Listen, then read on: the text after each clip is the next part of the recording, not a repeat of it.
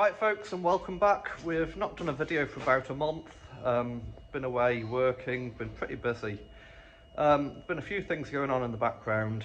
I'll show them in another video. But what I was going to show is something that's going to be in the background here. We've bought a new quad bike. We'd got no intention of buying a new quad bike. Our old quad bike was 21 years old. Spent a lot of money on it last year, and it had been off the road for a couple of months. Took a while to order parts just because it's old.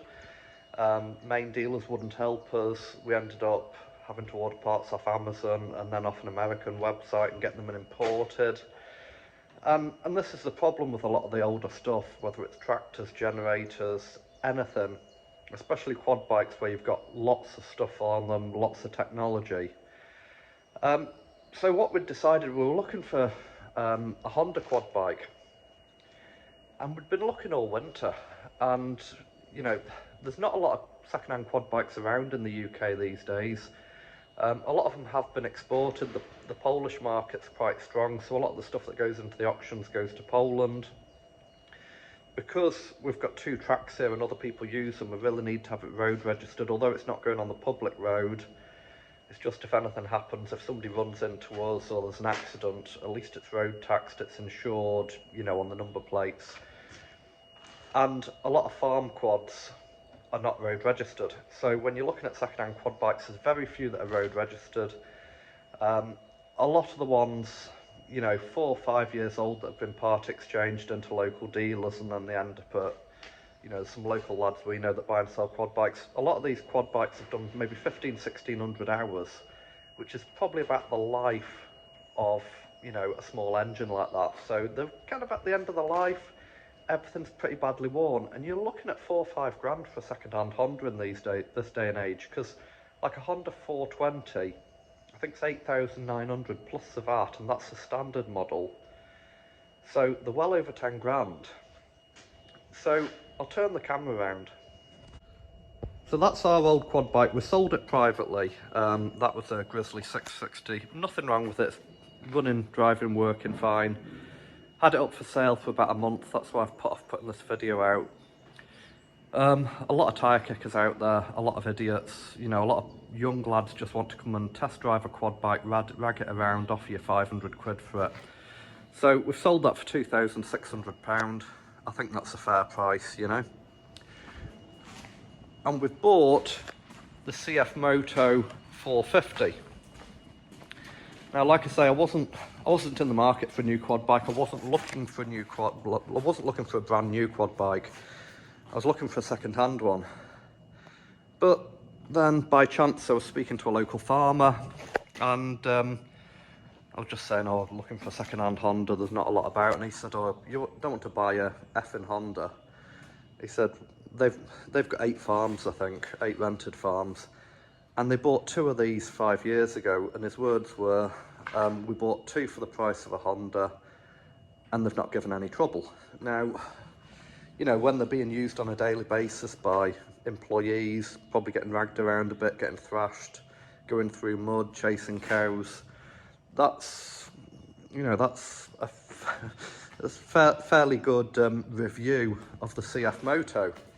So I had a chat with him, never really thought anything about it, no intention of buying a new bike. And then I think your phone listens to you. I don't know if I'm mad or whether this is true, but so all these posts started coming up on Facebook for CF Motos. YouTube started bringing up reviews and videos. So I'd watched a few videos, and you know, the CF Motos, I think they are about the top selling bike in America. They're the #1 selling bike in 32 countries around the world, and they're currently, I believe, the #2 selling bike in the UK, especially amongst farmers. And I believe CF Moto think they're going to be #1 selling bike in the UK by next month. So we started looking, and we've got a local machinery dealer here that sells CF Motos. I did inquire, he didn't get back to me. He's the Massey Ferguson dealer. I have inquired about getting parts off him before from a tractor. Again, they don't know the people at all, but they've never got back to me on anything. So we inquired with a few more dealers. So there was 3 people listing these on eBay. One dealer didn't come back to me. One was down near London and said, yeah, we can supply you one. We can do it on 0% finance, blah, blah, blah. But the delivery is going to be an absolute fortune. You know, come back to us if you don't get sorted, but you're best trying somebody more local. And then a fella called David Gordon, he messaged me the next morning and he emailed me. So that's Gordon Agri, they're up in Glasgow. So he emailed me, he sent me a proper email, you know, that you could read, that was legible. And he told me what it would be on finance or what it would be cash. You know, there's no discount for paying cash or debit card. So we decided we'd try and do the finance. So we financed this over 4 years. We had to put down the VAT, which was 900, and then another 700 deposit. I think it was 600 deposit and 99 quid to road register it as an agricultural vehicle. So Gordon said they dealt with the finance, they dealt with road registering it. They wanted 360 quid to deliver it down here, so I picked it up in one of my work vans when I was up there working. So we actually bought this at the end of February. That's why it's on a 74 plate. I then had to go to Spain for work, so we didn't actually pick it up till the middle of March.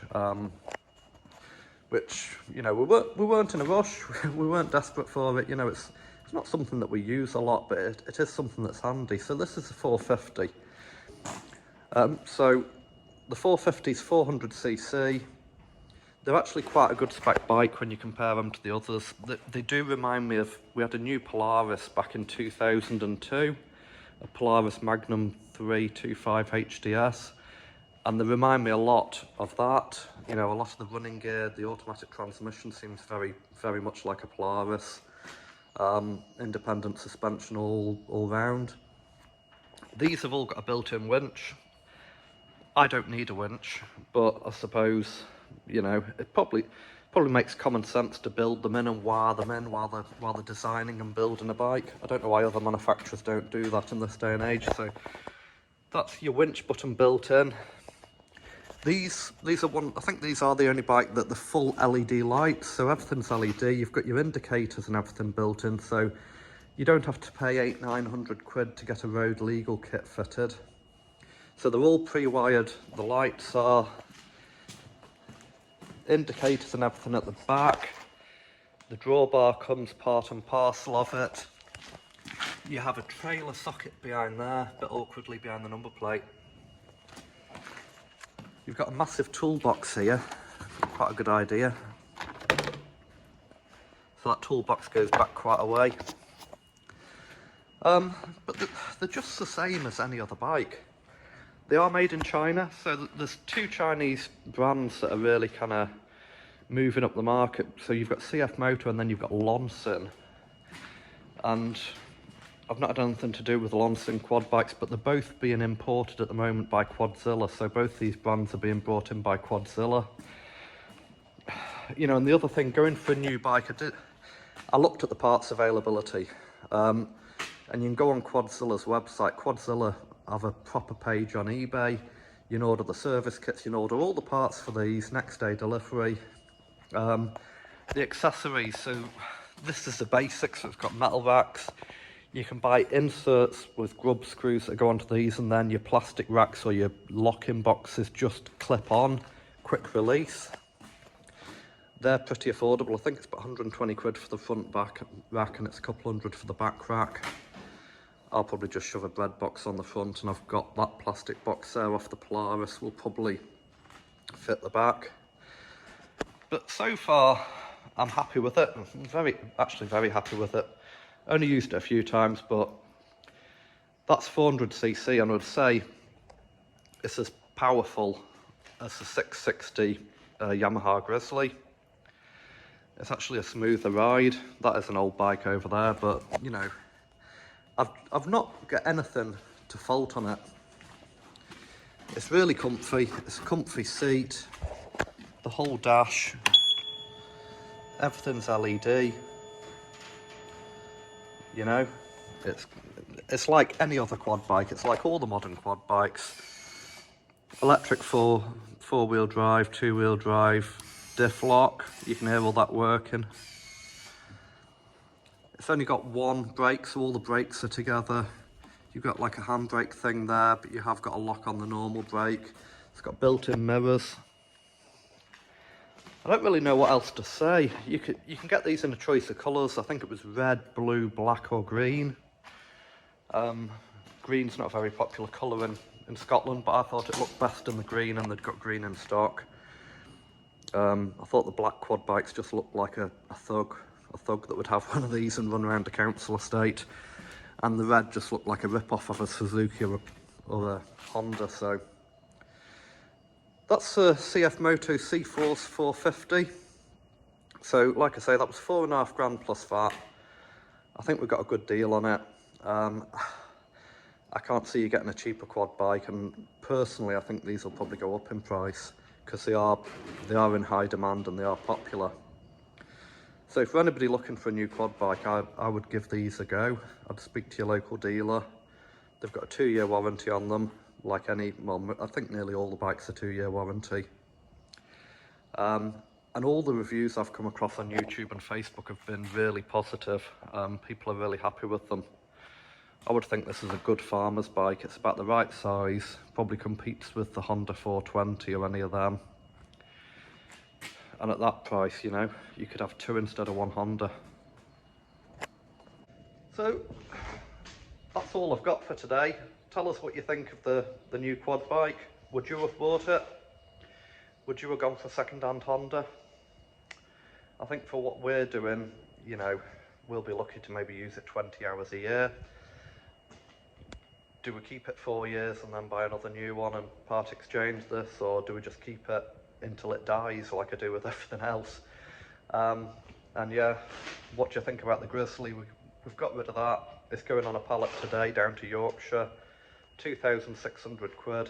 I think I paid 1,500 for it, but I have spent money on it. I've spent about 500-600 quid fixing it to a usable state. Just put a brand new battery on for the buyer. That was another 50 quid. But I'm confident that that is going away in running, working, usable order. I'm not selling somebody a dud. So that's all for today. Don't forget to like, subscribe, drop us a comment, let us know what you think about this bike. Would you have bought a Honda instead? Right, we'll see you again.